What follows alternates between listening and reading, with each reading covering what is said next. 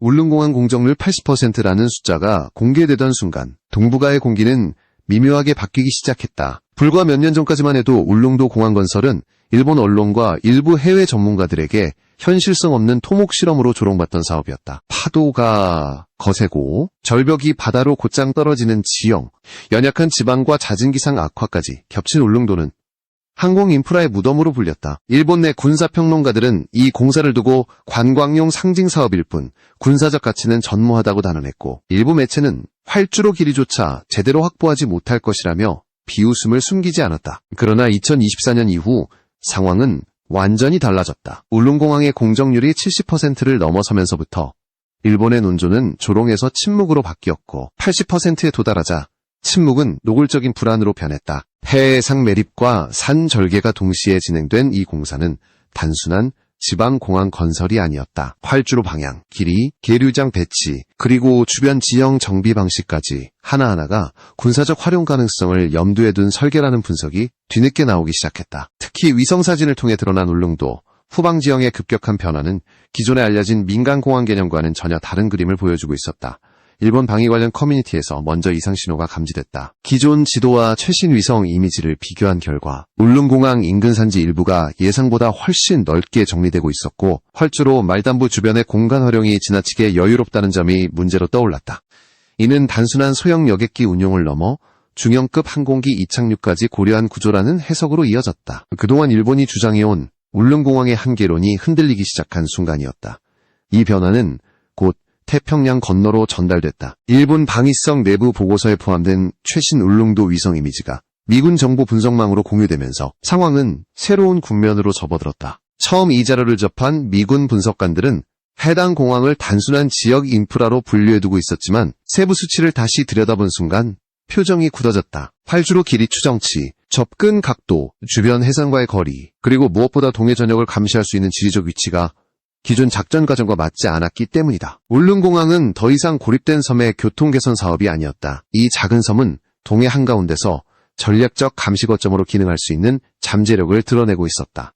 일본이 애써 외면해왔던 이 사실을 미국은 위성사진 한 장으로 직감하게 된 것이다. 그리고 이 깨달음은 단순한 정보 메모로 끝나지 않았다. 울릉공항의 존재는 동북아 유사시 미군과 동맹국이 세워온 기존 작전 시나리오 자체를 다시 써야 할 가능성을 의미하고 있었다. 이 시점부터 일본의 태도는 완전히 달라졌다. 비웃음은 사라졌고, 대신 왜 이렇게 빠르게 완공 단계에 접어들었는지, 왜 활주로 주변이 이 정도 규모로 조성되는지에 대한 질문이 쏟아지기 시작했다. 하지만 이미 늦었다. 공정률 80%라는 수치는 되돌릴 수 없는 단계에 들어섰음을 뜻했고, 울릉공항은 이제 완공을 전제로 한 전략 분석의 대상이 되고 있었다. 미국 측에서 울릉공항을 다시 분류하기 시작한 시점은 최신 상업용 위성사진과 군사용 합성개구 레이더 이미지가 교차 분석된 직후였다. 단순히 활주로 길이만이 문제가 아니었다. 공항 접근 항로가 동해, 상공의 주요 항공 루트와 어떻게 겹치는지, 주변 해역에서 발생할 수 있는 전자기 간섭이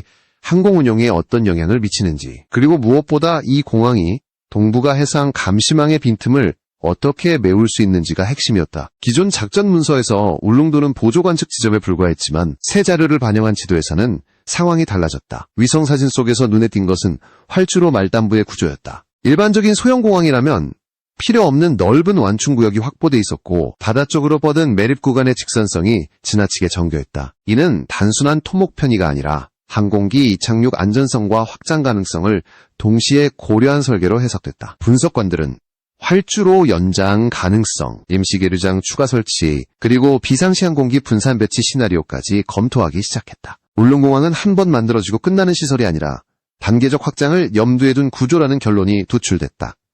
이 분석 결과는 곧 미군의 동북아 작전 시뮬레이션에 반영됐다. 동해에서의 해상 충돌, 공중 감시, 강화, 그리고 유사시 항공 자산의 생존성 확보라는 세 가지 요소를 동시에 고려했을 때 울릉공항의 전략적 가치는 급격히 상승했다. 기존에는 일본 본토나 한반도 내 주요 공군 기지에 집중되던 항공 운용 계획이 울릉도를 포함한 분산형 구조로 재편될 가능성이 제기됐다. 이는 작전 반경과 대응 시간을 동시에 줄일 수 있다는 의미였다. 이 과정에서 일본이 가장 민감하게 반응한 부분은 정보 수집 능력의 변화였다. 울릉도에서 운용 가능한 항공자산은 동해 전역을 짧은 시간 안에 커버할 수 있고 해상 이동 경로를 보다 입체적으로 추적할 수 있다. 일본 입장에서는 자국 방공 식별구역과 맞물리는 감시구도가 복잡해질 수밖에 없었다. 그동안 울릉공항을 과소평가했던 일본 방위 분석가들 사이에서 왜 초기 단계에서 이 변수를 간과했는지에 대한 자성의 목소리가 나오기 시작했다. 미국 내부 보고서의 결론은 단순했다. 울릉공항은 공격용 기지가 아니라 상황인식을 바꾸는 거점이라는 것이다. 하지만 군사전략에서 상황인식의 변화는 곧 작전 계획의 전면 수정으로 이어진다. 기존의 해상과 공중 감시망에 새로운 축이 추가되는 순간 상대의 움직임을 예측하는 방식 자체가 달라지기 때문이다. 펜타곤이 이 공항을 다시 들여다보기 시작한 이유가 바로 여기에 있었다. 이 시점에서 울릉공항은 더 이상 지역개발 사업이 아니었다. 그것은 동북아 군사지형도를 조용히 바꾸고 있는 변수였고 완공이 가까워질수록 그 영향력은 더욱 선명해지고 있었다. 펜타곤 내부에서 울릉공항이 본격적으로 문제로 떠오른 것은 단순한 정보보고 단계가 끝난 뒤였다. 동북아 작전 담당 부서와 정보분석부서가 공동으로 최신 위성 자료를 재검토하면서 기존의 가정들이 하나씩 무너져 내리기 시작했다. 그동안 미군은 동해작전 환경을 일본 열도와 한반도 연안을 중심으로 설정해왔다. 울릉도는 그 사이에 존재하는 지리적 공백이었고 이 공백은 언제나 제한된 관측 능력으로 인해 위험 요소로만 취급됐다. 하지만 공정률 80%에 이른 울릉공항의 실제 모습은 이 공백을 단숨에 전략적 요충지로 바꿔놓고 있었다. 특히 주목된 것은 공항 주변의 기반시설 배치였다. 단순한 여객 처리 시설로 보기에는 과도하게 넓은 접근 도로와 정비 공간이 확보돼 있었고 주변 지형 정리는 장기 운용을 전제로 한 흔적이 분명했다. 이는 민간 공항의 효율성만을 고려한 설계라기보다 유사시 다양한 항공자산의 출입을 감당할 수 있는 구조로 해석됐다. 미군 분석관들은 이 지점을 보며 하나의 질문을 던졌다. 만약 동해에서 긴장이 급격히 고조된다면 이 공항은 어떤 역할을 할 수 있는가라는 질문이었다. 이 질문에 대한 답은 울릉도는 동해 한가운데 위치해 있어 특정 국가의 연안에 치우치지 않은 중립적인 감시 거점으로 기능할 수 있다. 이는 감시와 대응의 균형을 유지하는데 결정적인 이점이었다. 기존에는 해상 감시를 위해 먼 거리에서 출격하거나 일본과 한국 본토기지에 과도하게 의존해야 했다. 하지만 울릉공항이 완공되면 이 모든 계산이 달라진다. 대응 시간은 단축되고 감시 범위는 입체적으로 확장된다. 이 분석 결과는 자연스럽게 시뮬레이션 수정으로 이어졌다. 펜타곤은 동해 유사시를 가정한 여러 시나리오에서 울릉도를 변수로 포함시키기 시작했다. 기존 시나리오에서는 울릉도가 존재하지 않는 것처럼 취급됐지만 새로운 모델에서는 이 섬이 작전 흐름을 좌우하는 핵심 요소로 등장했다. 그 결과 일부 작전은 효율성이 높아졌지만 동시에 다른 작전은 전면 재검토가 필요하다는 결론이 나왔다. 이는 단순한 보완이 아니라 구조적 변화였다. 이 과정에서 일본의 전략적 부담은 눈에 띄게 커졌다. 울릉공항의 완공은 일본이 설정해온 동해 방어 구도에 새로운 축을 추가하는 셈이었고 이는 방공과 해상 감시 체계 전반을 다시 설계해야 함을 의미했다. 일본이 그동안 이 공항을 비웃으며 과소평가해온 사실은 이제 부메랑처럼 돌아오고 있었다. 미군 내부 회의에서조차 일본 측 초기 평가가 지나치게 아니했다는 지적이 나왔을 정도였다. 결국 펜타곤이 느낀 충격의 본질은 공항 하나가 생긴다는 사실이 아니었다. 그것은 동해를 바라보는 시선 자체가 바뀌어야 한다는 깨달음이었다. 울릉공항은 기존의 작전 지도를 다시 그리게 만드는 계기였고 완공이 가까워질수록 이 변화는 되돌릴 수 없는 현실로 굳어지고 있었다. 울릉공항을 둘러싼 논의가 펜타곤 내부에서 심화되면서 문제의 초점은 점점 하나로 수렴됐다. 이 공항이 실제로 운용되기 시작했을 때 동북아에서 가장 크게 영향을 받는 국가는 어디인가? 라는 질문이었다. 답은 명확했다. 일본이었다. 그동안 일본은 동해를 사실상 자국방위 전략의 완충지대로 인식해왔고 감시와 대응의 주도권이 자신들에게 있다고 판단해왔다. 하지만 울릉공항의 완공은 이 전제를 근본부터 흔들고 있었다. 미국의 분석가들이 주목한 것은 일본 방공체계의 구조적 특성이었다. 일본의 방공과 해상 감시는 주로 본토와 주요 도서 거점을 중심으로 설계되어 있다. 이는 특정 방향에서는 강력하지만 중간 지점에서 새롭게 등장하는 거점에는 취약할 수밖에 없다. 울릉도는 바로 그 중간 지점에 위치해 있었다. 동해 한가운데에서 공중과 해상을 동시에 관측할 수 있는 위치는 일본이 설정해온 감시구도의 사각을 자연스럽게 드러내는 역할을 하게 된다. 이 때문에 펜타곤 내부 회의에서는 일본의 기존 대응 계획을 그대로 유지할 수 있는지에 대한 의문이 제기됐다. 울릉공항이 가동될 경우 일본이 예상해온 경보 시간과 대응 순서는 달라질 수밖에 없기 때문이다. 이는 단순한 정보 공유 차원의 문제가 아니라 실제 유사시 작전 개시 시점과 전력 배치에 직접적인 영향을 미친다. 미국은 이 변화를 무시한 채 기존 계획을 유지할 수 없었다. 일본 역시 이 흐름을 감지하고 있었다. 공개적으로는 여전히 민간공항이라는 표현을 사용했지만 방위 관련 내부 문서에서는 울릉공항을 새로운 변수로 명시하기 시작했다. 특히 울릉도 인근 해역에서의 항공활동 가능성을 전제로 한 분석이 늘어났고 동해상공에서의 정보 수집 경쟁이 더욱 치열해질 수 있다는 우려가 제기됐다. 한때 비웃던 대상이 이제는 신경 쓰지 않을 수 없는 존재로 바뀐 것이다. 미국의 시각에서 더 큰 문제는 연합작전의 조정이었다. 한미일 협력 구도 속에서 일본이 담당해온 역할과 한국이 보유하게 될 새로운 지리적 이점 사이의 균형을 다시 맞춰야 했다. 울릉공항은 한국의 전략적 선택지를 넓혀주는 동시에 기존 동맹 구조 안에서 미묘한 긴장을 만들어내는 요소로 작용하고 있었다. 펜타곤이 이 사안을 단순한 지역 개발이 아닌 전략 변수로 취급한 이유가 여기에 있었다. 결국 2단계에서 울릉공항은 하나의 질문으로 압축됐다. 완공 이후 동북아의 힘의 균형은 어떻게 달라질 것인가? 이 질문은 아직 공식적으로 답이 내려지지 않았지만 한 가지는 분명했다. 일본이 더 이상 이 공항을 가볍게 볼 수 없게 됐다는 사실, 그리고 미국 역시 기존의 작전 틀을 그대로 유지할 수 없다는 현실이었다. 울릉공항 완공이 가시권에 들어오자 동북아 각국의 시선은 자연스럽게 완공 이후의 시나리오로 옮겨갔다. 특히 미국과 일본이 가장 민감하게 반응한 부분은 시간의 문제였다. 공항이 실제로 운영을 시작하는 순간부터 동해에서 발생하는 모든 상황의 대응 속도가 이전과는 비교할 수 없을 이는 단순히 비행시간이 줄어드는 차원이 아니라 의사결정과 작전 개시의 기준 자체가 바뀐다는 의미였다. 미국 내부 분석에서는 울릉공항이 제공하는 가장 큰 가치를 기동성으로 규정했다. 기존에는 동해에서 긴급 상황이 발생할 경우 본토나 일본 거점에서 항공자산을 이동시켜야 했고 이 과정에서 불가피한 공백 시간이 존재했다. 하지만 울릉도라는 지점은 이 공백을 극적으로 줄일 수 있는 위치였다. 감시와 대응이 거의 동시에 이뤄질 수 있는 구조는 작전의 주도권을 쥐는 쪽에 결정적인 이점을 제공한다. 일본이 느끼는 압박은 이 지점에서 더욱 커졌다. 울릉공항이 완공되면 일본은 동해상공과 해상에서 발생하는 변화에 대해 더 빠르고 정교한 대응을 요구받게 된다. 그동안 일정한 여유를 두고 설정해왔던 경계 기준은 재조정이 불가피해지고 이는 방위체계 전반에 추가적인 부담으로 작용한다. 일본 내부에서 울릉공항을 단순한 민간시설로만 볼 수 없다는 인식이 확산된 배경이 바로 여기에 있었다.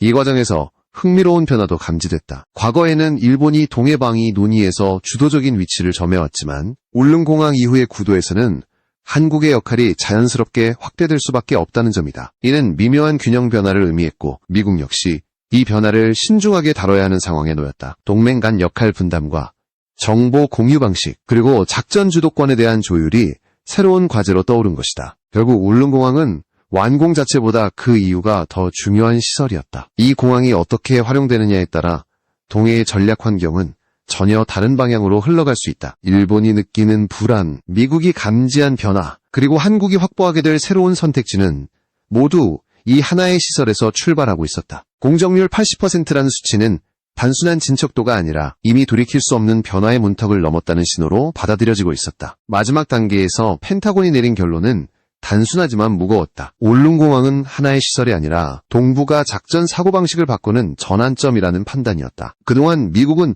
동해를 일본 열도와 한반도 연안을 기준으로 나누어 관리해왔고 중간 해역은 보조적 감시 공간으로 취급해왔다. 그러나 울릉공항의 완공은 이 중간지대를 능동적인 작전 공간으로 전환시킬 수 있는 조건을 만들어냈다. 이는 기존 작전 지도에서 가장 큰 공백이 사라진다는 의미였다. 이 변화는 곧 모든 시나리오의 재검토로 이어졌다. 동해에서의 우발적 충돌, 해상 봉쇄, 정보 수집 경쟁 등 기존에 설정된 가정들은 울릉도를 포함하지 않은 상태에서 만들어진 것들이었다. 공항이 완공되고 안정적으로 운영되면 이 가정들은 더 이상 현실을 반영하지 못하게 된다. 펜타곤 내부에서는 일부 작전 계획을 전면 수정해야 한다는 의견이 힘을 얻었고 이는 동맹국들과의 협의가 불가피하다는 결론으로 이어졌다. 일본의 반응은 점점 더 조심스러워졌다. 공개 발언에서는 여전히 민간공항의 성격을 강조했지만 실제로는 울릉공항을 새로운 전략 변수로 받아들이고 있었다. 특히 동해상공에서의 정보 경쟁이 심화될 가능성은 일본 방위 체계 전반에 긴장감을 불어넣었다. 과거에 비웃음의 대상이었던 공사가 이제는 가장 민감하게 지켜봐야 할 시설로 변한 것이다. 한국 입장에서 울릉공항은 단순한 교통 인프라 이상의 의미를 갖게 됐다. 이는 동해에서의 주도권을 보다 적극적으로 행사할 수 있는 기반이며 동시에 동맹 구조 안에서 협상력을 높이는 요소로 작용한다. 미국이 울릉공항을 주목한 이유도 여기에 있었다. 이 공항은 어느 한쪽을 자극하기 위한 도구가 아니라 전략적 선택지를 넓히는 장치였다. 결국 펜타곤이 느낀 충격의 핵심은 예상 밖의 속도였다. 일본이 비웃고 국제사회가 회의적으로 바라보던 공사가 예상보다 훨씬 빠르게 완공 단계에 접어들었고 그 결과 전략 환경이 준비되지 않은 상태에서 변해버렸다는 점이다. 울릉공항은 이미 완공을 전제로 한 분석의 대상이 됐고 그 존재 자체가 동북아의 계산 방식을 바꾸고 있었다. 이제 질문은 남아있다. 울릉공항이 실제로 가동되는 순간 동해의 질서는 어떤 모습으로 재편될 것인가? 이 질문에 대한 답은 아직 공식적으로 나오지 않았지만 한 가지는 분명하다. 더 이상 누구도 울릉공항을 가볍게 여기지 못한다는 사실. 그리고 이 작은 섬의 변화가 동북아 전체에 파장을 일으키고 있다는 현실이다. 울릉공항을 둘러싼 논쟁의 핵심은 이제 기술이나 공정률이 아니다. 진짜 본질은 이 공항이 동북아의 인식구조를 어떻게 바꾸고 있느냐에 있다. 군사 전략에서 가장 위험한 변화는 눈에 보이는 무기 증강이 아니라 기존 전제 자체가 무너지는 순간이다. 울릉공항은 바로 그 지점을 건드리고 있다. 한때는 아무도 주목하지 않던 섬이 이제는 모든 계산에 반드시 포함해야 하는 좌표로 떠올랐다. 미국의 시각에서 가장 불편한 점은 준비되지 않은 변화다. 전략은 항상 시간과 예측을 전제로 세워진다. 그런데 울릉공항은 이 시간표를 앞당겼다. 완공 시점이 예상보다 빨라졌고 그에 따라 작전 환경이 조정될 여유가 줄어들었다. 펜타곤이 위성 사진을 보고 충격을 받았다는 표현은 과장이 아니다. 그것은 시설의 규모 때문이 아니라 자신들이 설정해온 가정이 더 이상 유효하지 않다는 사실을 한눈에 확인했기 때문이다. 일본의 불안은 또 다른 차원에서 이해할 수 있다. 일본은 오랫동안 동해를 자국 안보의 완충 공간으로 인식해왔다. 위협은 외곽에서 들어오고 대응은 단계적으로 이루어진다는 사고방식이었다. 그러나 울릉공항은 이 단계성을 무너뜨린다. 감시와 대응이 거의 동시에 이루어질 수 있는 거점이 중간에 생겨버린 것이다. 이는 일본 방위 전략의 기본 구조를 다시 짜야 함을 의미한다. 한국에게 울릉공항은 선택지의 확장이다. 이것은 공격적 의미가 아니라 상황을 주도적으로 해석할 수 있는 위치를 확보했다는 뜻에 가깝다. 그동안 한국은 동해 문제에서 늘 반응하는 위치에 서 있었다. 하지만 울릉공항 이후의 구도에서는 최소한 정보를 먼저 보고 판단할 수 있는 조건이 만들어진다. 전략에서 이 차이는 매우 크다. 결국 울릉공항이 만들어낸 변화는 조용하지만 깊다. 총성이 울리지 않아도 레이더가 돌아가지 않아도 이 공항은 이미 동북아의 계산식을 바꾸고 있다. 일본이 비웃던 이유, 미국이 뒤늦게 놀란 이유, 그리고 한국이 침묵 속에서 공사를 밀어붙인 이유가 하나로 연결되는 지점이 바로 여기다. 울릉공항은 완공되는 순간 끝나는 프로젝트가 아니다. 그 순간부터 새로운 국면이 시작